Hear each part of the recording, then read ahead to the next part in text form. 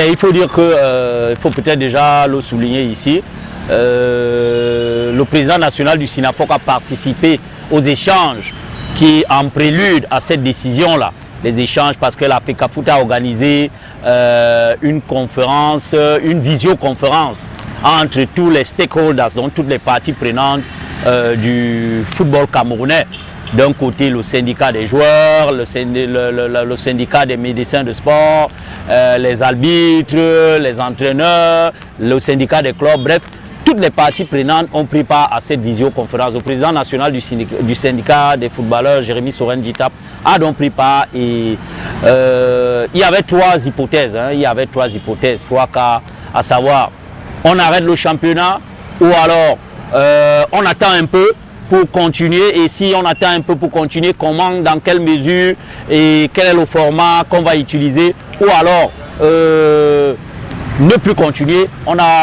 La majorité a opté pour ne plus continuer. Ne plus continuer, pourquoi? Parce que le gouvernement camerounais, il fallait que le gouvernement donne son accord. Il fallait, vous savez, nous ne sommes pas comme certains pays en Occident qui ont des moyens techniques et matériel humain sur le plan médical pour pouvoir gérer un certain nombre de choses. Chez nous, c'est prendre un gros risque.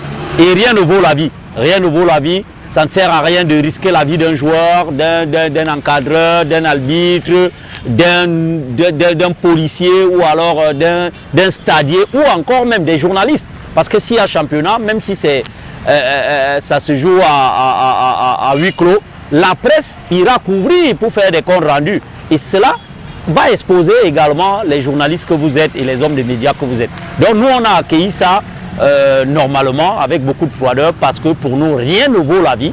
Rien ne vaut la vie. C'était encore mieux si nous, on avait conditionné la reprise du championnat à certains préalables parce qu'il fallait qu'on donne des garanties sur un certain nombre de choses tournant autour de la sécurité des acteurs et particulièrement des footballeurs qui sont nos syndiqués.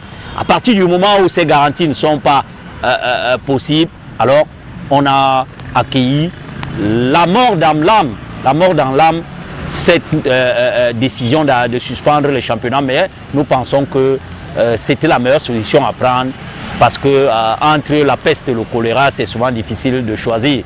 La meilleure décision, c'est protéger la vie des footballeurs et de toute la grande famille de football.